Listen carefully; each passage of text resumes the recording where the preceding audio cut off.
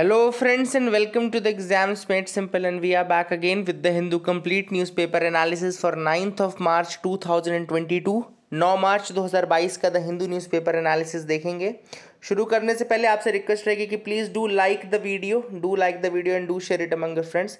जैसा कि मैंने आपसे पहले भी बोला है कि लाइक करते रहिए। टारगेट जो हमारा 1000 लाइक्स का है पर डे का, वो हमारा आप ही पूरा करवा सकते हैं। अब देखो, मैं तो नहीं लाइक कर सकता इतनी बार, या एक बार भी नहीं करता मैं तो, लेकिन आप लोग ज़रूर लाइक करिए, तो do help us in that. दूसरा कि जिसको भी लगता है करंट अफेयर्स उनका वीक है for this years examination, they can join are current affairs revision series. नीचे डिस्क्रिप्शन कमेंट में लिंक है, आप वहाँ से ज्वाइन कर सकते हैं।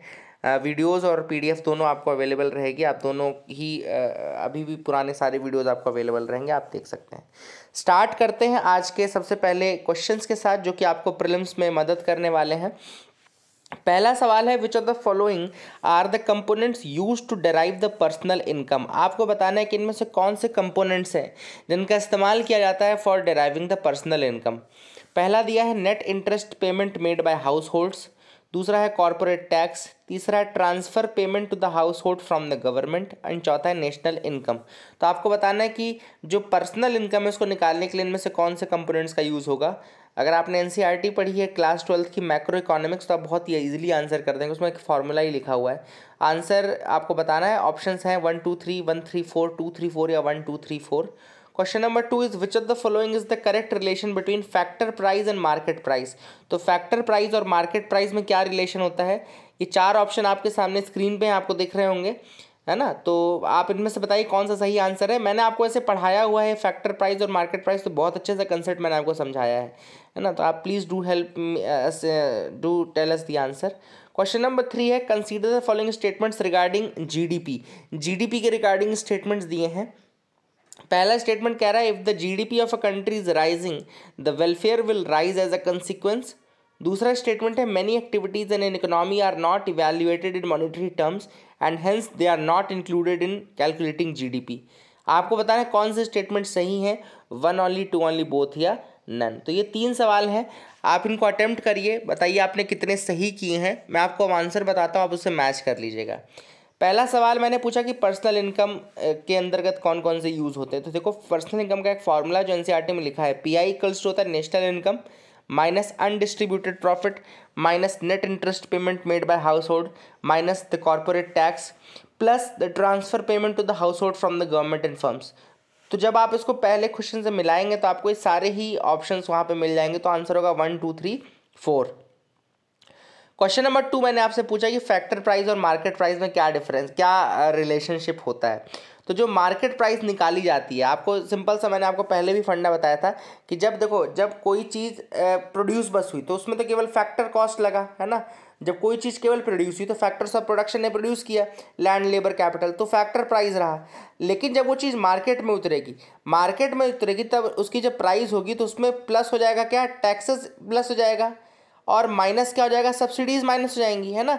तो ये होगा, तो मार्केट प्राइस बराबर होता है factor price plus taxes minus subsidies. तो यहाँ आंसर हो गया आपका सी वाला, कि मार्केट प्राइस बराबर factor price plus taxes minus subsidies. Question number 3, GDP के रिगार्डिंग मैंने आपसे पूछा था। तो देखो, पहला स्टेटमेंट तो गलत है, क्योंकि जीडीपी के बढ़ने से इसका मतलब ये नहीं कि आपका वेलफेयर भी बढ़ेगा। आपका वेलफेयर बढ़ भी सकता है, आपका वेलफेयर घट भी सकता है, कुछ भी हो सकता है, ठीक है ना। तो ये पहला स्टेटमेंट गलत है। दूसरा बिल्कुल सही, कि बहुत सारी एक्टिविटीज़ और बहुत सारी चीज़ ऐसी हैं जो हम इंक्लूड नहीं करते हैं जीडीपी के अंदर कैलकुलेशन में, तो वो सही स्टेटमेंट है। तो I hope you got clarity. आगे मूव करते हैं, mains question of the day की तरफ आते हैं। तो आज का mains question of the day है, व्हाट इज स्टैगफ्लेशन। स्टैगफ्लेशन क्या होता है। How does RBI monitors and maintains the level of growth and inflation. तो आरबीआई किस तरीके से level of growth and inflation को मेंटेन करता है, ये आपके लिए सवाल है। This is the mains question of the day. I hope you will try to answer this question, ठीक है ना। आप आंसर करने की कोशिश करिएगा। आगे मूव करते हैं, आज का मैं आपको मैप ऑफ द डे बता देता हूँ। आज का जो मैप ऑफ द डे मैंने लिया है वो है अफ्रीका का मैप, और अफ्रीका के मोस्ट इंपॉर्टेंट जो अपने फिजिकल फीचर्स हैं अपन उनको देखेंगे एक बार। जल्दी जल्दी मैं आपको दिखा देता हूँ क्या क्या फीचर्स है। देखो सबसे पहले अफ्रीका जब आप देखोगे तो उसका सबसे बड़ा जो फीचर है वो है ये Sahara desert. This is Sahara desert वाला रीजन है ना, ये सहारा डेजर्ट है। और ये जो लोअर जहाँ पे सदर्न सहारा का रीजन आता है ना, जैसे यहाँ पे आपको बहुत सारे नाइजीरिया, चैड और ये कॉन्गो वांगो वाले रीजन यहाँ पे दिखेंगे, तो ये कहलाते हैं साहेल रीजन। इनको हम क्या बोलते हैं? Sahel region. This is known as the Sahel region. तो अगर आपसे कहीं कोई पूछे कि साहेल कंट्रीज कौन से हैं, तो ये लोअर सहारा वाली जो कंट्रीज है ना, ये आपकी साहेल रीजन वाली कंट्रीज हैं, ठीक है ना। अब दूसरी चीज़ आपको थोड़ा मैं आपको बताना चाहता था, इसमें कुछ बहुत सारी लेक्स हैं, फेमस लेक्स हैं, जैसे कि यहाँ पे आपको लेक विक्टोरिया दिख रहा है, लेक तंगानाइका दिख रहा है, लेक मालावी दिख रहा है। तो ये लोकेशंस आप थोड़ा याद रखिएगा, है ना। लेक विक्टोरिया, लेक तंगानाइका, किस तरीके से नॉर्थ टू साउथ है इसका ऑर्डर भी देख लीजिएगा। Lake Victoria, lake Tanganyika, lake Malawi, आप ये याद रखिएगा, ठीक है ना। फिर एक नीचे भी एक डेजर्ट आता है जिसको हम बोलते हैं Kalahari desert. This is again important feature of Africa. Kalahari desert आपको यहाँ नीचे दिख रहा होगा, ठीक है ना। और बाकी ऊपर आपको यहाँ पे दिख रहा होगा, दिस पार्ट इज़ इम्पॉर्टेंट। यहाँ पे आपको स्वेज कैनाल, और ये आपका मैंने कल बताया था ना, ये सिनाई पेनिनसुला है, पोर्ट सेड है यहाँ ऊपर, ये स्वेज कैनाल है यहाँ पे, और ये फिर मेडिटेरेनियन है, ये रेड सी है। तो रेड सी को मेडिटेरेनियन सी से ज्वाइन करता है बीच में यहाँ पे स्वेज कैनाल के थ्रू, और यहाँ फिर रेड सी और यहाँ पे गल्फ ऑफ एडन है, फिर यहाँ पे इंडियन ओशन वाला पार्ट आ जाता है, ठीक है ना।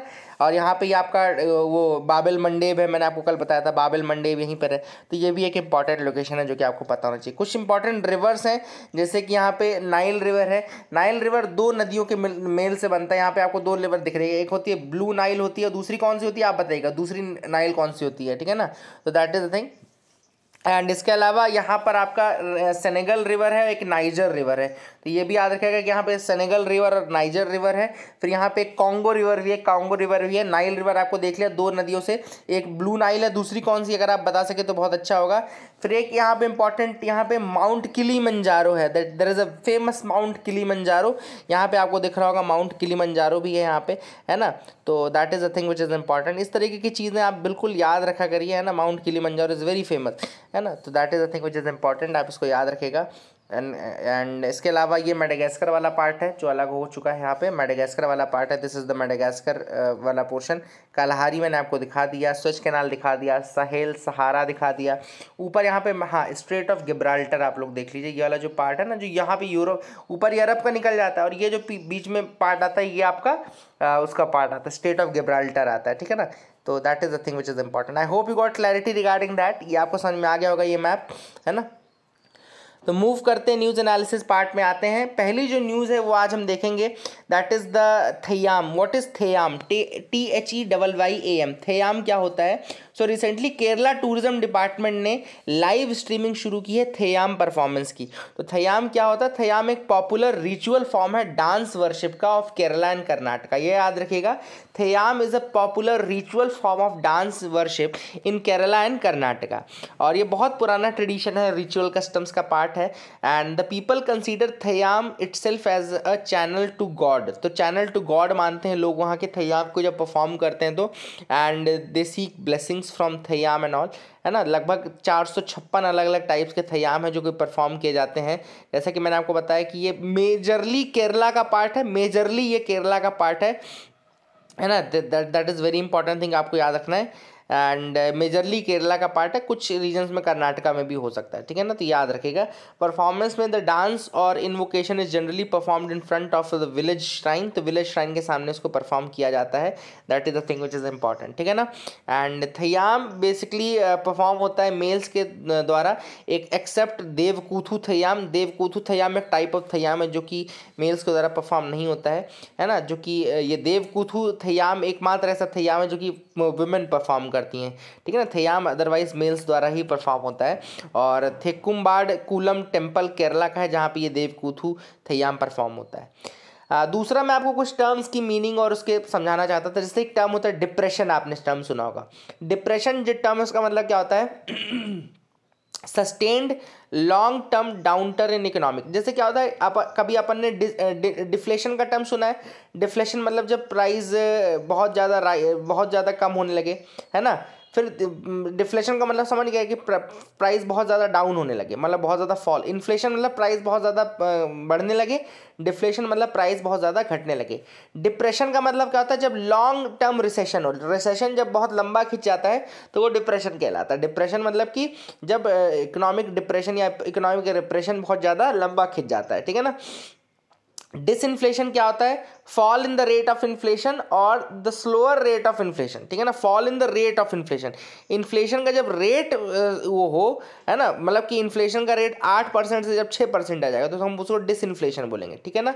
एंड रिफ्लेशन एक टर्म होता है, act of stimulating the economy by increasing the money supply और बाय रिड्यूसिंग टैक्सेस, तो इसको रिफ्लेशन बोलते हैं। जैसे कि अपन कभी कभी नहीं ग्रोथ बढ़ाने के लिए अपन करते हैं, डिफ्लेशन से लड़ने के लिए जब कुछ करते हैं तो ये रिफ्लेशन कहलाता है, ठीक है ना। एंड स्क्यूफ्लेशन क्या होता है, स्क्यूफ्लेशन होता है skewed rise in the price, मतलब जैसे मान लो हर सेक्टर में प्राइस राइज नहीं हो रहा है लेकिन स्क्यूड राइज हो रहा है, मतलब जैसे मान लो अनियंस का सीजनल राइज हो रहा है प्राइस का, तो उसको स्क्यूफ्लेशन बोलेंगे। स्टैगफ्लेशन क्या बोलेंगे, एक तो जब आपका इन्फ्लेशन भी हो और इकोनॉमिक रिसेशन भी हो, मतलब इकोनॉमिक रिसेशन भी चल रहा है और आपका इन्फ्लेशन भी हो रहा है, तो वो आपका स्टैगफ्लेशन कहलाएगा, ठीक है ना। अब यहाँ पे अगला टॉपिक है वो है महात्मा ज्योतिराव फूले जी एंड सावित्रीबाई फूले जी के बारे में आपको बताना चाहता था। And they are very important, बहुत सारे चीज़ें हैं जो इन्होंने की है एज अ कपल, बहुत सारी चीज़ें की हैं दोनों ने, इंडिविजुअली बहुत सारी चीज़ें की हैं, है ना। एंड एजुकेशन एम्पावरमेंट के लिए बहुत सारा काम किया है, ending the caste and gender based discrimination, है ना, तो याद रखिएगा female education empowerment, ending the caste and gender based discrimination, इस फील्ड में उन्होंने बहुत ज़्यादा काम किया है, ठीक है ना। Savitribai at the age of 10 was married to Jyotirao who was 13 years old at that time. The couple later in their strove to oppose child marriage and also organize widow remarriages, तो इन्होंने सबसे पहला जो काम स्टार्ट किया था वो चाइल्ड मैरिज को अपोज करने के लिए काम किया और विडो रीमैरिज के लिए काम किया, ठीक है ना। ये आपको याद रखना, child marriage and window remarriage के लिए भी काम किया। एजुकेशन की फील्ड में Jyotirao Phule was a revolutionary, है ना, एंड उनको लगा कि यंग गर्ल्स एंड जो विमेन है उनको एजुकेशन की ज़रूरत है, तो ये उन्होंने प्रोवाइड करने की कोशिश की। उन्होंने सबसे पहले ज्योतिराव फूले ने अपनी वाइफ को अपने घर में ट्रेनिंग देना शुरू किया एंड इसके बाद उन्होंने started the schools for girls, schools start किए गर्ल्स के लिए, शूद्रास के लिए, है ना, अति शूद्रास जो उस समय की जो वोकैब थी उसके बारे में मैं आपको बता रहा हूँ। फिर इसके अलावा उन्होंने विडो शेल्टर प्रोवाइड करना शुरू किया, है ना, विडो शेल्टर प्रोवाइड करना शुरू कर दिया। एंड इसके अलावा उन्होंने एक केयर सेंटर स्टार्ट किया for pregnant widows to have safe deliveries and all, है ना। इसके अलावा बाल हत्या प्रतिबंधक गृह इन्होंने बनाए जिसमें कि ताकि ये फीटिसाइड और ये सारी चीज़ें ना हो। इसके बाद उनका मेजर काम था वो सत्य शोधक समाज में था। सत्य शोधक समाज इसको बोलते हैं द ट्रुथ सीकर्स सोसाइटी, याद रखिएगा, सत्य शोधक समाज या फिर इसको क्या बोलते हैं the truth seekers society. And इसको स्टैब्लिश किया गया था ज्योतिराव सावित्री फूले द्वारा 24 सितंबर 1873 यानी कि 24 सितंबर 1873 को द ट्रुथ सीकर्स सोसाइटी या सत्य शोधक समाज स्टार्ट किया गया था।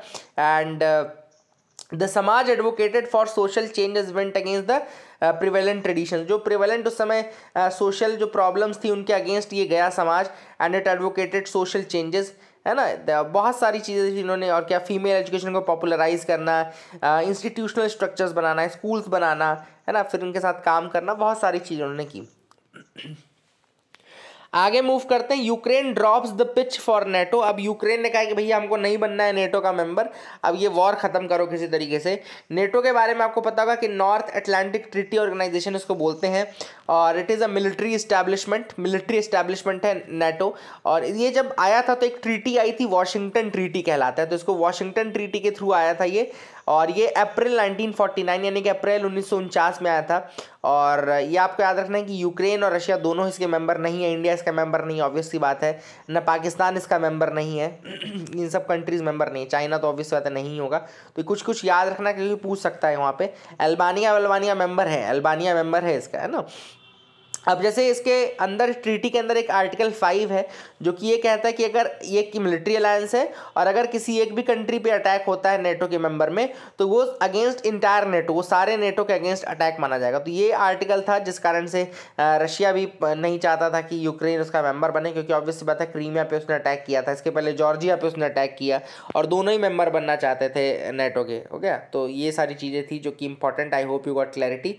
आगे मूव करते हैं, देखते हैं और क्या इंपॉर्टेंट न्यूज़ आइटम्स है जिनके बारे में हमको डिस्कस करना है। तो यू कैन मूव अहेड, आप मेरे साथ बिल्कुल आगे बढ़ सकते हैं और जो भी न्यूज़ मैं बता रहा हूँ वो आप देखिए, बाकी आपको इतना ज़्यादा देखने की ज़रूरत नहीं है, काफ़ी कुछ कवर हम कर लेंगे, इसके बाद आपको कुछ नहीं जानना, ठीक है ना। यहाँ पे है revive tax increases stub out tobacco product use, जो आज का एडिटोरियल 1 हम डिस्कस करेंगे वो है रिवाइव द टैक्स इंक्रीजेस। तो यहाँ पे ऑथर ने बोला कि देखो हमने सबने देखा कोविड के टाइम पे कितना ज़्यादा लाइफ का लॉस हुआ है ना, we lost almost 500,000 of its people to the pandemic over the past 2 years, हमने इतने लोग लूज कर दिए हैं, ठीक है ना। अब यहाँ पे ऑथर ने कहा कि एक और एपिडेमिक है जो कि साइलेंट किलर की तरह काम कर रहा है, वो है टोबैको का use. Result of tobacco, more than 3500 Indians die every single day as estimated by the scientific studies. तो साइंटिफिक स्टडीज ने ये प्रूव किया कि लगभग 3500 से ज़्यादा इंडियंस टोबैको यूज के कारण they are losing their life every day, है ना। और टोबैको का जो यूज़ है वो और ज़्यादा घातक है, it is much more than that of the pandemic itself. तो ऐसे में ऑथर ने कहा है कि क्या रीज़न है कि इसका यूज़ बढ़ता जा रहा है और क्यों गवर्नमेंट इसको स्टॉप करने के लिए ज़्यादा प्रयास नहीं कर रही है। तो ऐसे में ऑथर ने ये कहा है कि we are having a higher burden on an economy and all, and we are having a burden of more than 1% of India's GDP as well. एक एनुअल इकोनॉमिक बर्डन जो है इसका वो पड़ रहा है। तो ऐसे में ऑथर ने कहा है कि जो टोबैको एपिडेमिक है, वर्ल्ड हेल्थ ऑर्गेनाइजेशन जो है वो इसको एक एपिडेमिक के रूप में ही मानती है। It has some definitive solutions that can reduce the death toll. तो WHO ने भी कुछ सॉल्यूशंस बताए हैं जो कि कहते हैं कि भैया अगर आप इनको फॉलो करेंगे तो डेथ टोल जो है वो डिक्रीज होगी। ऑब्वियसली बात है, सबसे पहले तो बिहेवियरल चेंज, लोगों के अंदर अवेयरनेस। आप कैसे स्टॉप करोगे? बिहेवियरल चेंज से करोगे भाई, लोगों को खुद के बिहेवियर में चेंज करना पड़ेगा ना कि हाँ हमको टोबैको कंज्यूम नहीं करनी है, किसी फॉर्म में नहीं करनी, चाहे सिगरेट के फॉर्म में हो, चाहे वो जर्दा सुपारी या टोबैको के फॉर्म में हो, नहीं करना है, ठीक है ना। तो ऐसे में ऑथर ने कहा कि ये एक तो ये हो गया कि आप या तो रिड्यूस करो टोबैको की यूज़ को रिड्यूस करो और डिस्करेज करो यूज़र्स को कि वो ना करें, और जो नॉन यूज़र्स हैं उनको भी बोलो कि भैया कभी ये हैबिट लगाना नहीं। तो इस तरीके से अवेयरनेस, ये सारी चीज़ें तो हैं। लेकिन एक जो सबसे इम्पॉर्टेंट जो सोल्यूशन है वो है कि टैक्सेशन को आप बढ़ाओ। ऐसे प्रोडक्ट्स में आप टैक्सेशन को जब आप बढ़ाओगे तो ऑब्वियसली बात है उनका प्राइस इंक्रीज़ होगा, और एक वो डिटर्मिनिंग फैक्टर होगा जो लोग इसको यूज़ करते हैं उनके अंदर, तो वो उसको कम यूज़ करेंगे एटलीस्ट, ठीक है ना। तो ये ऑथर ने, अब ऑथर ने इसके लिए बाद ये बोला है कि जब से जीएसटी आया है 2017 के बाद, तब से कोई सिग्निफिकेंट टैक्स इंक्रीज नहीं हुआ है टोबैको प्रोडक्ट्स में, ठीक है ना। माइनर आप इंक्रीज देख सकते हो नेशनल कैलेमिटी कंटिजेंट ड्यूटी में, एनसीसीडी जो लगती है उसके ऊपर माइनर चेंज हुआ था 2020-21 में। अदरवाइज इसके अलावा कोई भी ऐसा बहुत ज़्यादा टैक्स रेट में इंक्रीज या ये सब नहीं किया गया है, जिस कारण से जो टोबैको प्रोडक्ट्स हैं, सिगरेट्स हैं, उनके प्राइजेस बहुत कम इंक्रीज, रफली उनके ऊपर मतलब 4 या 5% का इम्पैक्ट देखने को मिला है। अब ऐसे में क्या होगा कि जब आप इतना ज़्यादा प्राइस इंक्रीज नहीं करोगे, या समझ लो 4-4 साल 5-5 साल में केवल 4-5% का प्राइस इंक्रीज हो रहा है, तो उसका एक नेगेटिव इंपैक्ट पड़ता है कि उसको डिस्करेज नहीं होता, मतलब कि गवर्नमेंट कहीं ना कहीं उसको प्रमोट कर रही है और ज़्यादा, ठीक है ना। तो ऑथर ने कहा कि इस बार के बजट में भी अपॉर्चुनिटी थी कि हम उसको इंक्रीज कर सके, जो एग्जिस्टिंग रेट्स हैं वो इंक्रीज कर सके, लेकिन 4 साल लगातार हो चुके हैं। प्री जीएसटी के टाइम पे तो रेट बढ़ते जा रहे थे, बहुत जल्दी जल्दी रेट बढ़ते थे। जब प्री जीएसटी का टाइम था तो रेट इतने जल्दी बढ़ते थे, और आज का टाइम देखो कि 4 साल होने को आए लेकिन रेट इंक्रीज में बहुत मतलब माइनर सा वो देखने को मिल रहा है। तो ये सारी चीज़ें ऑथर ने यहाँ बताई है। इसके बाद ऑथर ने बताया कि जो टैक्स हाइक्स हैं अगर वो नहीं बढ़ेंगे, इस कारण से ही जो टोबैको के एफर्ट्स हैं, बाकी जो एफर्ट्स हैं वो बिल्कुल आपके फेल हो जाएंगे। All the efforts will fail, है ना। बजट ने भी बहुत ही मतलब इंक्रीज़ नहीं किया, तो ऐसे में क्या कर सकते हैं। तो ऑथर ने कहा कि इसके तो कुछ 2 नुकसान होते हैं। एक तो ये डिस्करेज नहीं करता, इट डज नॉट डिस्करेजेस, और दूसरा है कि आपका जो रेवेन्यू आप बढ़ा सकते थे by increasing the taxes and all, वो रेवेन्यू भी आपका फॉरगॉन हो गया, इट इज़ फॉरगॉन नाउ, है ना।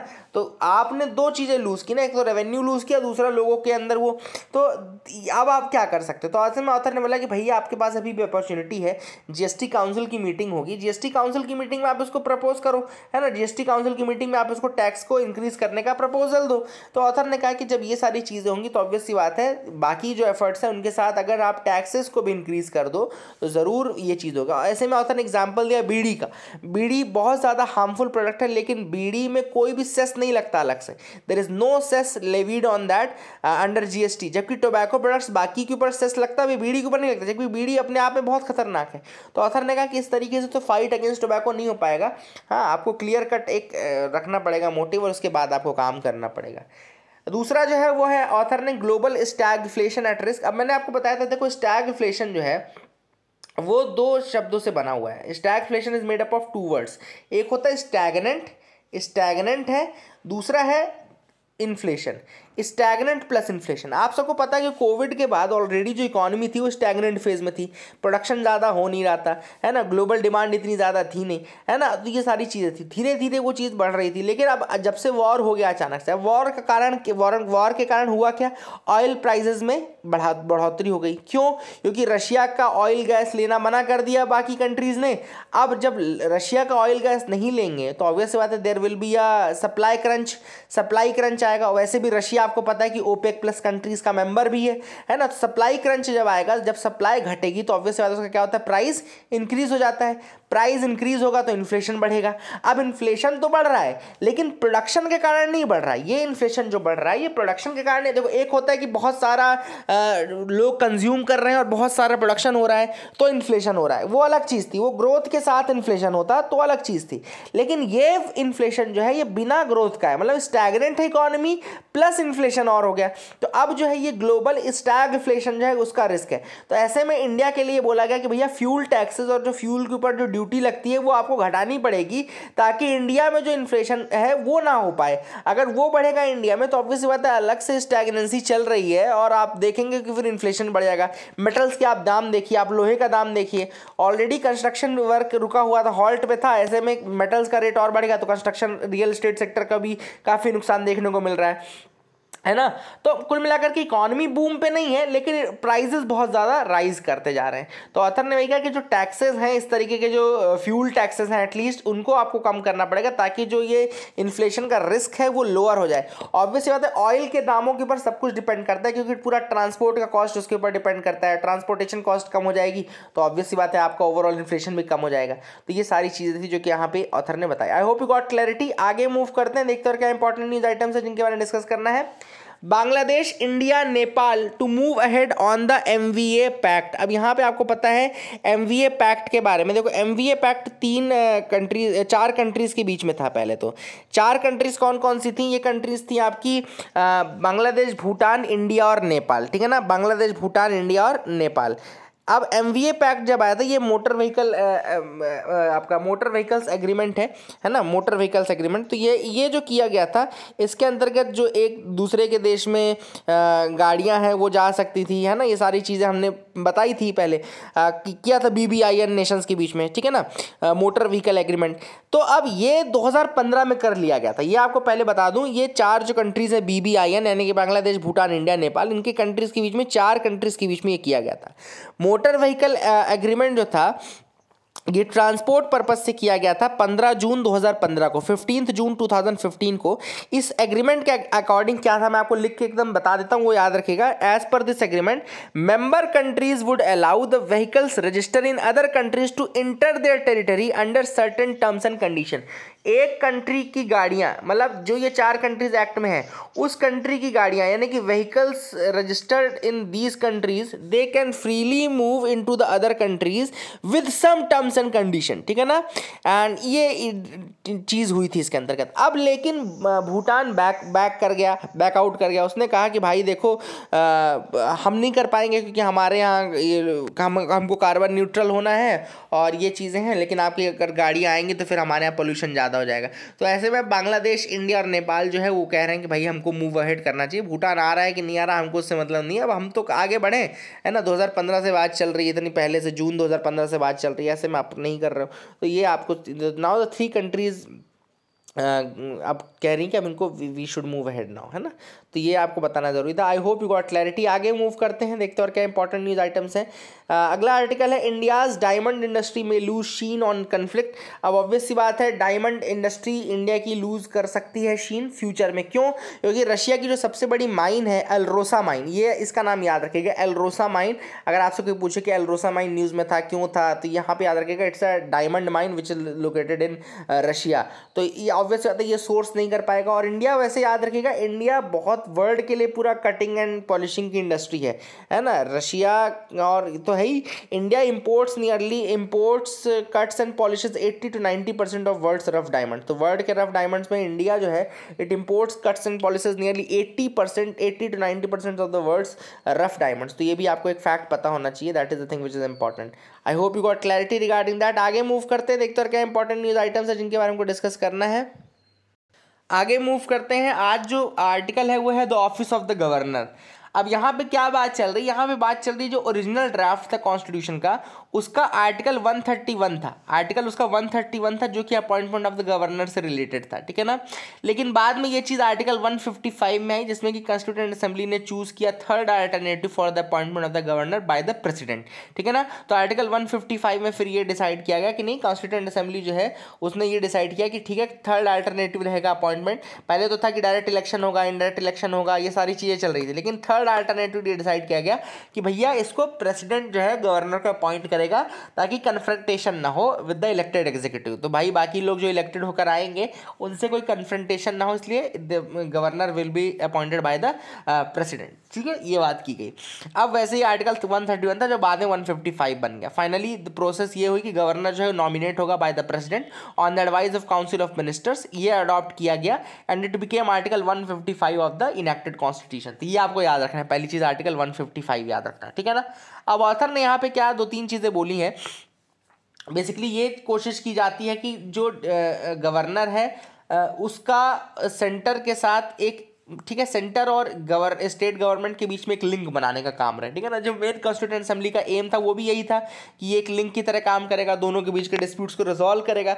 लेकिन आज प्रेजेंट कंडीशन ये है कि गवर्नर रिजॉल्व करने से ज़्यादा डिस्प्यूट और ज़्यादा डिस्प्यूट्स को बढ़ा रहा है, ठीक है ना। तो ये सारी चीज़ें क्यों हैं और कैसे इसको सॉल्व किया जा सकता है, इसके बारे में ऑथर ने दो कमीशंस के बारे में बताया है। सबसे पहली कमीशन है द सरकारिया कमीशन, दूसरी कमीशन है MM पुंछी कमीशन, ठीक है ना। दोनों कमीशन इंपॉर्टेंट है, Sarkaria commission MM Punchhi commission, ठीक है ना। तो ऐसे में ऑथर ने सबसे पहले बताया कि अगर आपने देखा हो, एक टाइम आया था गवर्नर जब खूब सारा प्रेसिडेंट रूल लग रहा था, ठीक है, गवर्नर रिकमेंड कर रहा था, प्रेसिडेंट रूल लग रहा था। फिर SR बम्बई का जजमेंट आया, 1994 का SR बम्बई का जजमेंट आया, जिसके बाद से फिर ये प्रेसिडेंट रूल लगना कम हुआ। क्यों? क्योंकि उन्होंने कुछ कंडीशन बताई और कहा कि भैया जब तक कॉन्स्टिट्यूशनल मशीनरी का ब्रेकडाउन ना हो तब तक आप इस तरीके से ना करें, तब तक आप प्रेसिडेंट रूल ना लगाएं, है ना। अदरवाइज इसके पहले एडमिनिस्ट्रेटिव मशीनरी का फेलियर भी ये उसमें भी लग जाता था प्रेसिडेंट रूल।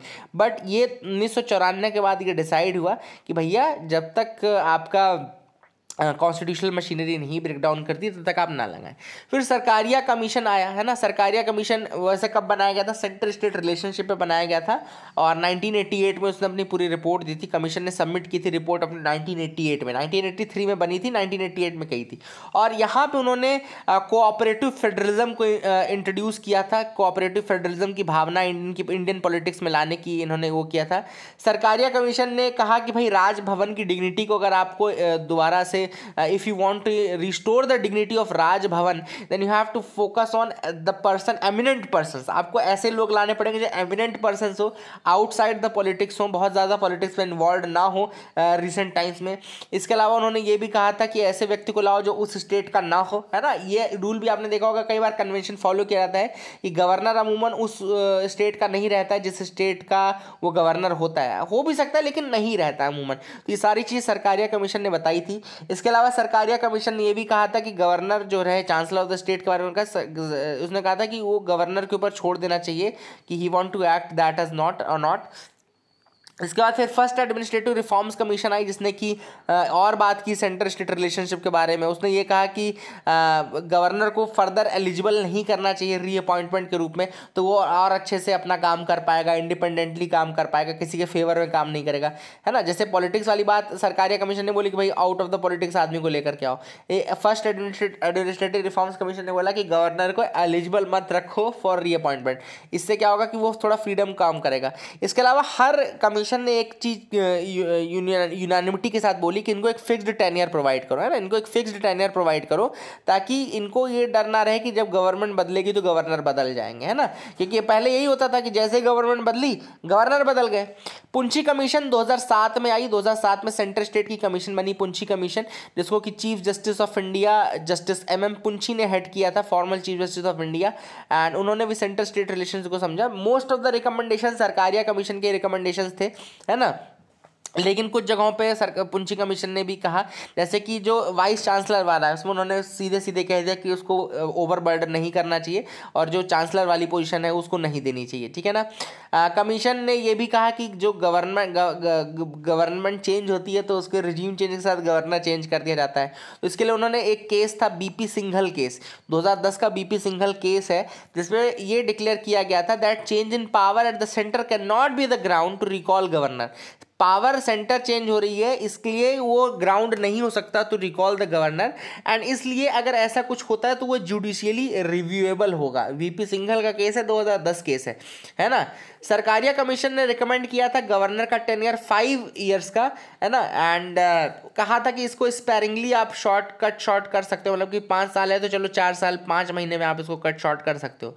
पुंछी कमीशन ने कहा कि नहीं, फिक्स्ड टेन्योर दो और इसको इस तरह से मत रखो कि pleasure of the president pleasure of the government मत रखो। और उसने ये भी कहा कि एक अमेंडमेंट करो आर्टिकल 156 में, ताकि एक प्रोसीजर हो, प्रॉपर प्रोसीजर हो to remove the governor from office. ऐसा ना हो कि प्लेजर ऑफ द प्रेसिडेंट है ना, there should be procedure, proper procedure, है ना। इसके अलावा इन्होंने ये भी कहा कि उसको जो टास्क है यूनिवर्सिटीज़ का चांसलर और ये सब उनको नहीं देना चाहिए। This is again what was said, है ना। तो I hope you got clarity. अब ये सारे रिकमेंडेशंस अगर आप यूज़ करते हो तो ऑब्वियस सी बात है जो गवर्नर का पोस्ट है वो और ज़्यादा इंडिपेंडेंट, फ्री और ज़्यादा अच्छा बन पाएगा, ठीक है। अगला जो आर्टिकल है वो rules around the guardianship of minors. तो ऐसे में बात चल रही है यहाँ पे recently there has been changes, जैसे में कि पासपोर्ट और पैन कार्ड में अलाउ किया गया है कि जो सिंगल मदर्स हैं वो भी उनका नाम आ सकता है बिना ये पूछे कि फादर का नाम क्या है नहीं, है ना। कई बार प्रेशराइज किया जाता है कि नहीं फादर के नाम बताओ, है ना। तो ये अब एक इशू था जो कि अभी रिसेंटली पैन कार्ड और एटलीस्ट पासपोर्ट में तो ये अब मिल चुका है, इसकी परमिशन दी जा चुकी है। तो आप देख सकते हैं लिखा है following the changes applicants could provide the name of either parent instead of providing the details of both the father and mother। मतलब अब they can now provide the detail of either parents, either father और mother की, है ना। और new passport application form में भी ऐसा है कि does not require the applicant to provide the name of her और his spouse when they are divorced and neither of they are required to provide a divorce decree also. मतलब यहाँ पे जब डाइवोर्स्ड है तो उनसे दूसरे पार्टनर का नाम नहीं पूछा जाएगा और उनको ये भी देने की ज़रूरत नहीं है कि वो उनका डाइवोर्स डिक्री और ये सब देने की जरूरत नहीं है, ठीक है ना। सिमिलरली नवंबर 2018 में एक central board of direct taxes ने अमेंड किया था इनकम टैक्स रूल 1962 का, जिसमें उन्होंने कहा कि father's name was not mandatory when a mother was a single parent and the new PAN application form also seeks the mother's name alongside the father's name, ठीक है ना। And applicant choose कर सकते हैं कि वो किसका नाम चाहते हैं अपने पैन कार्ड में, फादर का चाहते हैं कि मदर का चाहते हैं। लेकिन गार्डियनशिप लॉज के बारे में जब हम बात करेंगे तो Indian laws accord superiority to the father, है ना। गार्डियनशिप ऑफ माइनर के केस में Indian laws they accord superiority to the father under the religious laws of Hindus और the Hindu minority and guardianship laws 1956। जो नेचुरल गार्डियन है एक Hindu minor का in respect of the minor's person और property it is the father and after him the mother, ठीक है ना, after him the mother provided the custody of a minor who has not completed the age of 5 years shall ordinarily with the mother. लेकिन यहाँ पे एक चीज़ है, custody एक minor की जब तक कि वो 5 साल नहीं कंप्लीट कर लेता it shall ordinarily with the mother, तो 5 साल तक जो है। लेकिन उसके बाद मेजरली जो है पर्सन प्रॉपर्टी की वो गार्जियन कौन है, फर्स्ट फादर है। मुस्लिम पर्सनल लॉज जो है उनमें भी लगभग ऐसा ही है, थोड़ा सा उसमें एज क्राइटेरिया ज़्यादा है। जैसे बच्चों सन के केस में 7 ईयर का प्रोविज़न है और डॉटर के केस में प्यूबर्टी तक का प्रोविज़न है, ठीक है ना। उसके बाद जो राइट्स है वो फादर के पास ही रहता है, ऑटोमेटिक कंट्रोल फादर के पास रहता है, ठीक है ना। सुप्रीम कोर्ट का लैंडमार्क जजमेंट है Geeta Hariharan versus reserve bank of India 1999, जिसने पार्शियल रिलीफ प्रोवाइड किया था। इन दिस केस उन्होंने जो हिंदू गार्डियनशिप एक्ट है HMGA 1956 का, उसमें उन्होंने कहा था कि भैया जो ये है was challenged for violating the guarantee of equality of sexes, मतलब इसको HMGA को वो किया गया था कि चैलेंज किया गया था कि it is violating the equality of sexes under article 14, ठीक है ना, of the constitution of India. तो इसमें उन्होंने कहा था कि after should not be taken to mean after the life time of father. उसमें सुप्रीम कोर्ट ने कहा था आफ्टर जो टर्म लिखा हुआ ना, देखो after that it will be the father लिखा है, तो after that it will be the mother, after father it will be the mother. After का मतलब उन्होंने ये कहा था कि it does not mean that after the life time of father, है ना। तो इसका मतलब उन्होंने ये बोला कि इसका मतलब कि एब्सेंस ऑफ फादर, अब फादर के एब्सेंस में, इट इज़ नॉट दैट कि फादर की उसके मतलब टोटल डेथ के बाद, या वो उन्होंने कहा था जस्ट आफ्टर, मतलब कि after the in the absence of father.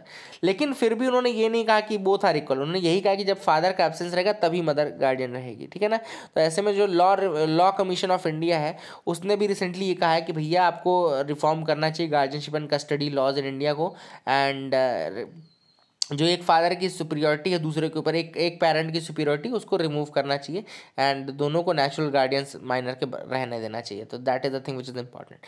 So that is it for the day. I hope you got clarity regarding that, आपको समझ में आ गया होगा। And that is it for the day. Keep loving us, keep sharing us. Thank you and have a nice day.